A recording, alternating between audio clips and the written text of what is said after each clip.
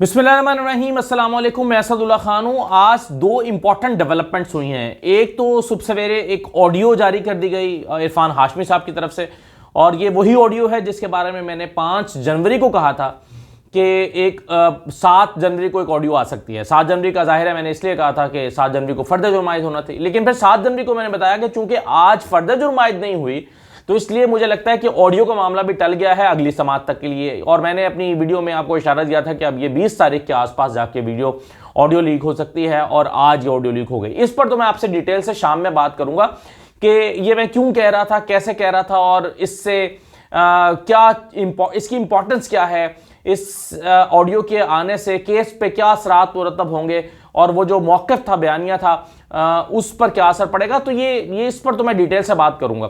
लेकिन दूसरी important development आज ये हुई है कि राना शमीम साहब पर फर्द जुर्म आयद हो गई है।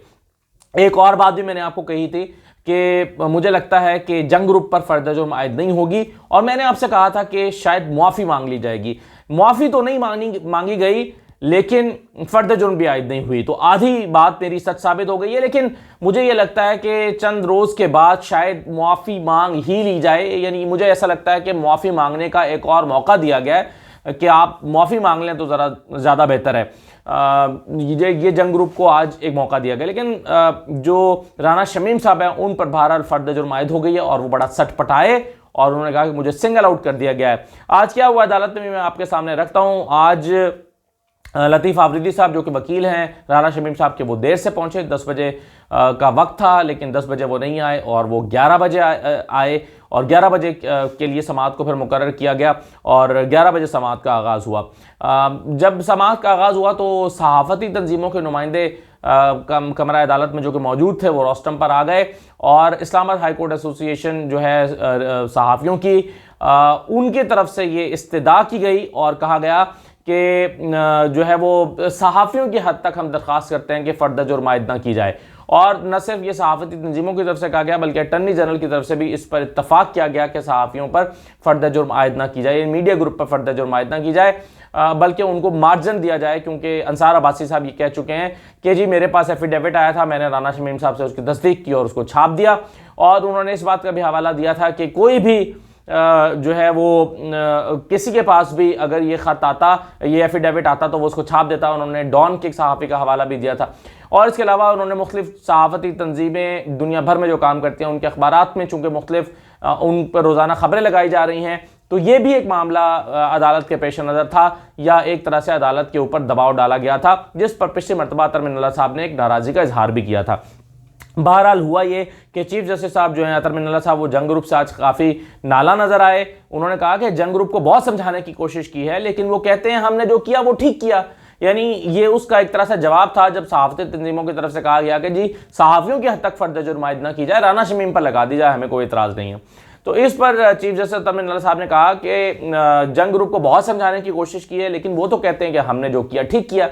यानी कहने का मतलब ये था कि वो मुआफ़ी नहीं मांग रहे, नदामत तक नहीं है, तो कैसे अदालत दरगुजर करे। अब अतर मिन्नल्लाह साहब आज ये तवक्को कर रहे थे, और बहुत सारे लोग कर रहे थे, और हम भी कर रहे थे कि शायद जंग ग्रुप की तरफ से एक माफ़ी आ जाए और कहे कि चले जी आइंदा चलें, हम अगर कमज़ोरियाँ खबर में रह गई हैं तो हम इसका ख्याल रखेंगे, और उन्होंने उनकी तरफ से मुआफ़ी आ जाए। लेकिन उन्होंने फैसला किया कि मुआफ़ी नहीं मांगी जाएगी। अब उस पर फिर अतर मिन्नल्लाह साहब ने कहा कि इस अदालत की बहुत बेतौकीरी हो चुकी है, अब फर्द जुर्म आयद होगी, इस अदालत के साथ बहुत मजाक हो चुका है। उसके बाद राना शमीम साहब को रोस्टम पर बुलाया गया, और उन्होंने जो 2 दरखास्तें दायर की हैं, नई दरखास्तें उन्होंने दायर कर दी हैं, जिसके बारे में मैंने कल आपको वीडियो में बताया था कि उन्होंने कहा कि एक तो वो कहते हैं कि जी इसकी तहकीकात की जाएँ, और तहकीकात करके अगर ये मेरा मौक़िफ़ दुरुस्त साबित हो जाए तो ये केस खुद ब खुद ख़त्म हो जाएगा। और दूसरा उन्होंने ये कहा था कि ये जो एक तो तहकीकात के हवाले से, और दूसरा जंग ग्रुप के हवाले से भी उन्होंने कहा कि जंग ग्रुप ने इसको अपनी मर्ज़ी से शाया किया, मैंने तो उनको ये जारी नहीं किया था, तो ये उन पर ये बोझ आयद होता है। तो ये राना शमीम साहब की 2 दरखास्तें थी, दोनों दरखास्तें उनकी मुस्तरद कर दी गई। उन्होंने आकर दरखास्तें पढ़ी, और उनकी दरखास्तें जो है वो मुस्तरद हो गई। राना शमीम साहब ने कहा कि जी जंग ग्रुप के हक़ में तो बहुत सारे लोग आ गए हैं, मैं अकेला रह गया हूँ, प्लीज़ मुझ पर फर्द जुर्म आयद ना की जाए। उन्होंने इस्तदा की कि मुझ पर फर्द जुर्म आयद ना की जाए। उन्होंने कहा कि मैं अकेला रह गया हूँ मैदान में, क्योंकि जो जंग ग्रुप है उसके हक में तो बहुत सारे लोग आ गए हैं और आज अदालत में सब लोग आकर कह रहे हैं कि जी उन पर, यानी अटर्नी जनरल की तरफ उनका इशारा था, साफी तंजीमों की तरफ उनका इशारा था कि सब लोग चाहते हैं कि जी जंग ग्रुप पर फर्द जुर्म आयद ना की जाए, जंग ग्रुप के अफराद पर, और मैं अकेला रह गया हूँ। फिर बहरहाल राना शमीम साहब को चार्जशीट पढ़कर सुनाई गई। राना शमीम साहब की दरखास्तें थी वो मुस्तरद करते हुए उन पर फर्द जुर्म आयद कर दी गई। राना शमीम साहब बाहर निकले तो बड़े गुस्से में थे और उन्होंने कहा कि मुझे आज सिंगल आउट कर दिया गया है, मुझे भी फांसी चढ़ा दें और कल को जो केस चलाना है वो मत चलाएं, मुझे आज ही सजा सुना दें, मतलब काफ़ी वो गुस्से में थे और वो काफ़ी गुस्से में बोलते चले गए। ये राना शमीम साहब का आज जो है वो रिएक्शन था।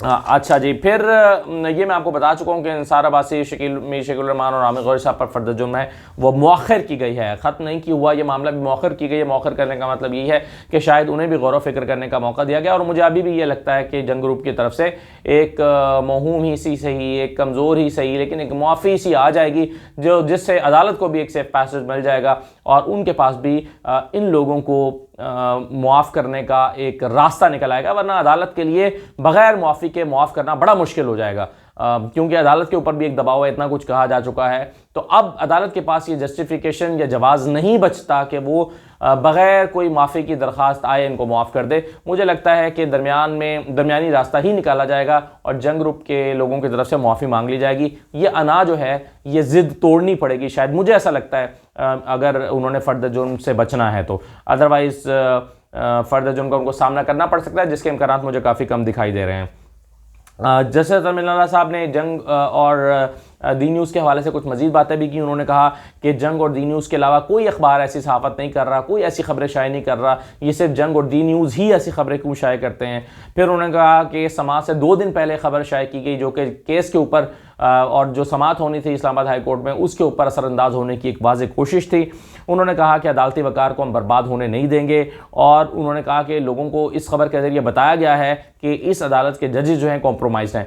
ये वो बातें हैं जो अतमिन अल्लाह साहब पहले भी कई मरतबा कह चुके हैं, यानी ये उनके ये वो शिकवे हैं जो वो जंग ग्रुप से पहले भी कर चुके हैं और आज भी उन्होंने इन शिकवों का इजहार बरमला अंदाज में किया। और उन्होंने कहा कि लोगों को ये बताया गया कि इस अदालत के जजेस कॉम्प्रोमाइज़ हैं। और जो पहले दिन फैसला आया था अदालत ने जब ये नोटिस दिया था तो उसमें भी कहा गया था हम इस अदालत के वक़ार को बहाल करेंगे और अदालत के वक़ार को किसी सूरत भी कॉम्प्रोमाइज़ होने नहीं देंगे। तो ये बातें अतमिन अल्लाह साहब की तरफ से आज भी दोहराई गई और बार बार करने का मतलब ये होता है कि इसकी अहमियत से आगाह करना होता है। बहरहाल फ़र्द जुर्म आयद हो गई है राना शमीम साहब पर, जो कि होना ही थी, लग रहा था कि ये ज़रूर होगी और उनकी दरख्वास्तें मुस्तरद हो गई हैं। और तीसरा यह है कि जो जंग ग्रुप के तीनों अफराद हैं उनको मज़ीद मोहलत मिल गई है, उनका फ़ैसला मौखर हो गया। अब ये तो मैं शाम की वीडियो में आपको बताऊंगा कि मैंने जो मेरी 3 खबरें हैं वो दुरुस्त साबित हुई हैं इससे के हवाले से, और उसके अब दुरुस्त तवक्को के मुताबिक या मेरी ख़बर के मुताबिक दुरुस्त साबित हो जाने पर अब ये केस इसकी इम्पोर्टेंस क्या होगी और आइंदा दिनों में क्या होने वाला है, तो ये मैं आपके साथ शाम की जो वीडियो है उसमें शेयर करूँगा। फ़िलहाल मुझे इजाज़त दीजिए, अल्लाह हाफ़िज़।